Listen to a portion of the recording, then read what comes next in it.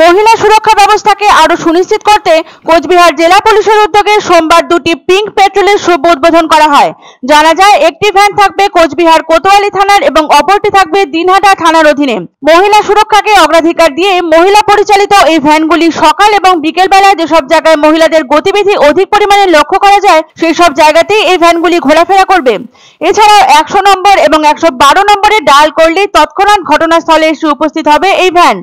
আপাতত কোচবিহার সদর এবং দিনহাটাতে এই পিঙ্ক পেট্রোলের পরিষেবা থাকলেও আগামীতে প্রয়োজনীয়তা অনুসারে এর সংখ্যা আরো বাড়ানো যেতে পারে বলে জানা যায়। রাজ্যের একাধিক জায়গায় যখন মহিলাদের সুরক্ষা নিয়ে প্রশ্ন উঠছে বারবার, সেই জায়গায় দাঁড়িয়ে রাজ্য প্রশাসনের মহিলা সুরক্ষাকে অগ্রাধিকার দিয়ে নিঃশব্দে যে কাজগুলি করে চলেছে তার মধ্যে অন্যতম এই পিঙ্ক পেট্রোল বলে মনে করছেন অনেকেই।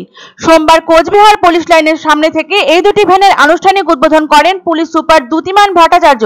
সেখানে উপস্থিত ছিলেন অতিরিক্ত police super Krishnagopal Meena, DSP Chandan Das, Kotwali থানার আইসি তপন পাল সহ অন্যান্যরা।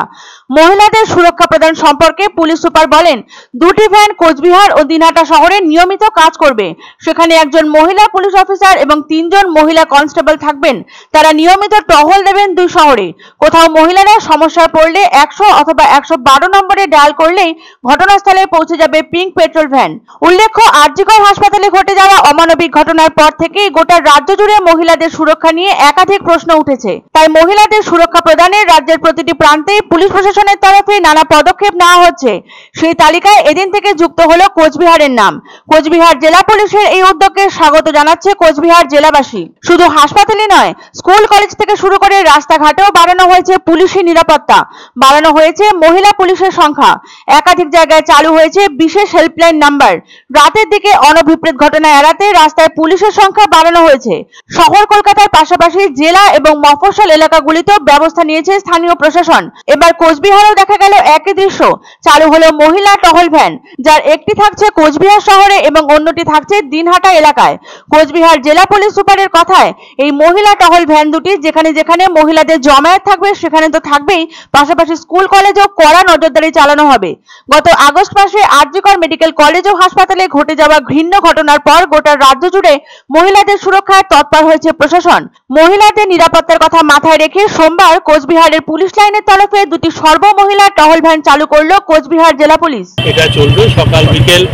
এনারা যেখানে যেখানে মহিলাদের জমায়েত থাকে, বিশেষত স্কুল কলেজ ইত্যাদি জায়গাগুলোতে নজরদারি রাখবে এবং কোনো মহিলাদের কোনো সমস্যা হলে পিঙ্ক পেট্রোলে আপনারা খবর দিতে পারবেন।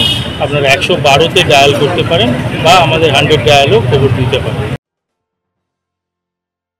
আনন্দ সংবাদ, আনন্দ সংবাদ।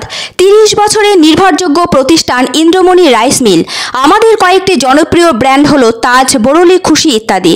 আমাদের factory outlet CG trading company, Dinbazar, axis ব্যাংকের পাশে, জলপাইগুড়ি।